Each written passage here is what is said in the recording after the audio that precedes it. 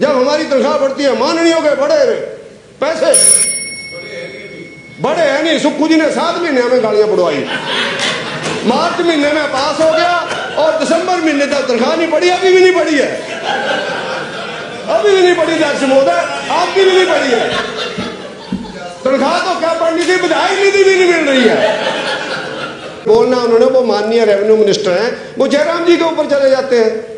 सुक्खू जी ने तो मौका दिया उनको कि जयराम जी के पास बैठो, थोड़ा शांत स्वभाव से जीना सीखो, जयराम जी से कुछ बातें सीखो। इनको तो गुस्सा ही नहीं आता है।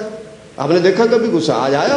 जब व्यक्तिगत, देखो जब व्यक्तिगत आदमी के ऊपर बोला जाता है, बार बार जयराम जी, बार बार जयराम जी। अब जयराम जी अपने स्वराज के बारे में नहीं बोलेंगे तो कहाँ के बारे में बोलेंगे? उनका है कि ऊना में रहते हैं और हमारा लगता है हम तो कन्नौर में रहते हैं। इतनी बर्फ पड़ती है, उस बर्फ से सीखो कैसे टिके रहना है, कैसे शांत रहना है, धीरे धीरे पिघलना है। क्यों रोज ही भी बेचारे इकट्ठे होते रहते हैं जब वो बोलते हैं, क्योंकि साथ में बैठे हुए। डिजास्टर में माननीय मुख्यमंत्री जी ने काम करना है, आप लोगों ने काम करना है। अगर आप लोग वास्तव में डिजास्टर को मानते हैं तो मंडी में आप लोग जश्न मनाने क्यों जा रहे हैं? जहां सारे के सारे लोग कंस्टिट्यूंसी के अंदर घूमो, जेसीबी पोकलैंड लेकर के जेईओ एसडीओ एक्सीएनओ की गांवों के अंदर छोड़ियां बना दो, उनको कहो काम करो 2 महीने के अंदर इसको सारा करके पास से करो है।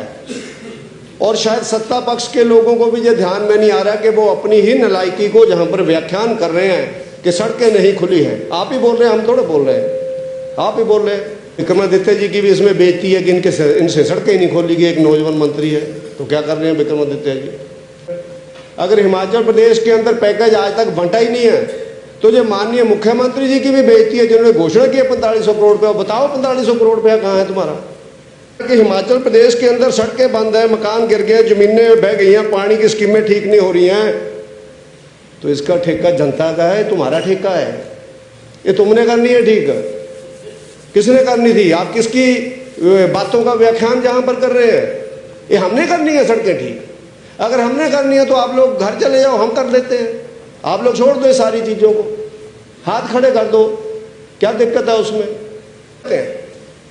जब सड़कें ही नहीं थी तब भी चुनाव होता था इस प्रदेश के अंदर, जब रास्ते नहीं थे तब भी चुनाव होता था इस प्रदेश के अंदर।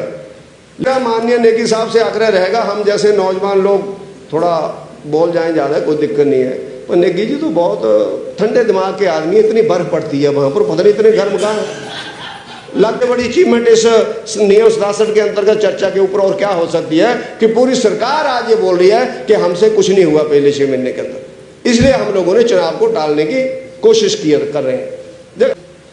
डिप्टी कमिश्नर परेशान है आपके, सुबह चिट्ठी आ जाती है इलेक्शन कमीशन की, आप रोस्टर लागू करो, वोटें बढ़ानी शुरू करो, बाढ़बंदी शुरू करो। 12 बजे सुक्खू जी की गवर्नमेंट को पता लगता है तो एक और चिट्ठी आ जाती है कि आपने कुछ नहीं करना है। अब डिप्टी कमिश्नर बोलते हैं हम इलेक्शन कमीशन के अंदर है, कहीं हमें सस्पेंड ही ना कर दें। अब गवर्नमेंट कुछ बोल रही है और इलेक्शन कमिश्नर कुछ बोल रहे हैं। कम से कम अपना तालमेल तो हो, एक दूसरे से बातचीत तो करो। हम तक रात तक लोग संडे को फोन नहीं सुनते हैं, जो जिनको 2-2 लाख तनख्वाह मिलती है, लोग रात को फोन बंद कर लेते हैं। हम लोग रात को भी 12 बजे लोगों का जवाब देते हैं। जिस दिन ऊना के अंदर मर्डर केस हुआ रियादा होटल के अंदर, उस दिन 12:15 बजे मैंने फोन सुना। मैंने सोचा पता नहीं, घर से फोन आ गया, मैं एकदम डर गया, पता नहीं क्या हो गया। डिजास्टर मैनेजमेंट में आप लोगों ने कोई फंड दिया होगा, जो दिया नहीं है, लेकिन देंगे। अगर देंगे तो वो किसने लगाना जा करके? वो कांटी तेसी लेकर के पीडब्ल्यूडी मिनिस्टर जाएगा वहां पर? कौन जाएगा वहां पर रास्ता बनाने के लिए? पीडब्ल्यूडी आईपीएच के तो पहले रुक गए क्योंकि आपका 500,000 करोड़ रुपए का तो उनकी पेमेंट नहीं हुई है। ठेकेदारों के काम तो माननीय मुख्यमंत्री जी पहले ही बंद है क्योंकि ट्रेजरी से 10,000 रुपए से ज्यादा पैसा नहीं निकल रहा है। आपने पंचायतों के काम पे बंद कर दिए तो हिमाचल प्रदेश के अंदर हम सब लोग जहां पर क्या शुनशुना बजाने के लिए आए हुए हैं, जहां काय को आए हुए हैं, काय की व्यवस्था है, काय की डेमोक्रेसी है, किस काम के लिए हम लोग जहां पर आए हुए हैं? तो उसके नाते माननीय अध्यक्ष महोदय, आप भी एक कानूनविद हैं और मुझे लगता है जहां जो सब लोग बैठे हैं, 2-1 व्यक्तियों को छोड़ करके सबसे सीनियर आप विधायक हैं, 1985 के शायद, है ना जी? तो 1985 में तो हम यूनिवर्सिटी गए थे, हम और सुक्खू जी पढ़ने के लिए गए थे, उस समय आप विधायक थे। तो आप इनकी क्लास लो सबकी बैठ करके, इनको बताओ कमरे के अंदर कि भैया ऐसे नहीं चलता जैसे तुम लोग चला रहे हैं, न कानूनी व्यवस्था में ऐसे चलेगा, न जनता के बीच ऐसा चलेगा। और मुझे लगता है सुखविंदर सुक्खू जी मान ही जाएंगे आपकी बात को, क्यों मान ही जाएंगे? मंत्री के लिए तो मान नहीं रहे, इस बात को तो मान ही जाएंगे। नहीं बनाना ना बनाओ, लेकिन आपको सलाह तो देनी चाहिए। एक देश के नाते सबसे सर्वोच्च पद के ऊपर आप बैठे हुए हैं, तो उस विश्व के अंदर कोई भी नहीं है, कोई भी नहीं है इस विश्व के अंदर। वो बहुत लंबी चर्चा है, सेकुलर कौन है, तो कोई भी नहीं है। इसके कारण धर्म सापेक्ष हो सकता, आदमी धर्म निरपेक्ष नहीं हो सकता। ये बड़ी लंबी परिभाषा है, आपको किताब लिखनी पड़ेगी, बाबा जी किताब लिखनी पड़ेगी। तो उसके नाते जो सारी कॉमरेडों की व्यवस्था है जिसके अंदर हम चल रहे हैं, जिन्होंने बम्बड़ भूसा डाला हुआ पूरे विश्व के अंदर, सापेक्ष है लोग, निरपेक्ष कोई भी नहीं है।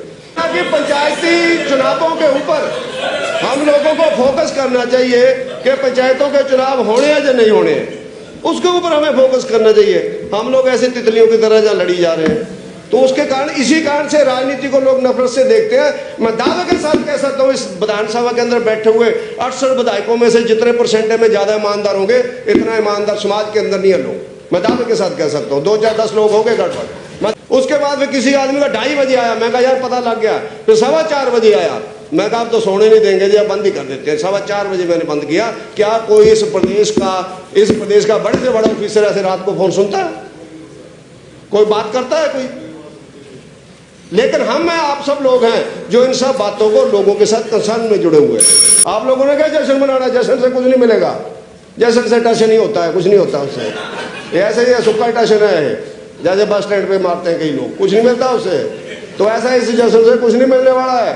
ग्राउंड में काम करो, मेहनत करो, ताकि कुछ ना कुछ हमारे सामने भी अगली बार जहाँ बोलने वाले हो, कि ऐसा ना हो कि हम लोग मायूस होकर अकेले ही बोलते रहे, ऐसा ना हो कि हम अकेले ही रह जाए अगली बार।